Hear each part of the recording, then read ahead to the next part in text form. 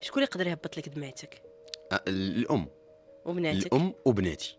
نقطة الضعف ديالي هما بناتي، هما ضوء عينيا، لأنه داك التكرفيس اللي تكرفست في الحياة ما بغيتهمش يتكرفسوا في الحياة بحالي. دوك تنحاول ما أمكن نوفر لهم داك الشيء اللي أنا ما كانش موفر لي. انت اب جيد؟ الحمد لله. زعما انسان ماشي ما نقولش جيد، مي حاضر بزاف في حياه بناتي، واقف معاهم، كاين حداهم، ما كنغبرش عليهم. ولو يكون عندي تصوير تيكونوا معايا، ولو نمشي الطريق تيمشيو معايا، يوميا معايا في البيرو، يوميا معايا في خدمتي.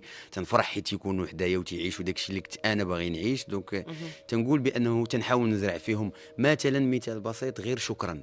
كلمة شكرا. كلمة اعتراف. الله يرحم الوالدين، عافاك مد ليا هادي، عافاك دير ليا هادي، عمي. واحد الاحترام اللي ما بقاش، ولات واحد الصارة وواحد البسالة ما بغيتهاش. ما تنساش دير اشتراك، لايك وبارتاج، راه دعمك كيعني لينا بزاف.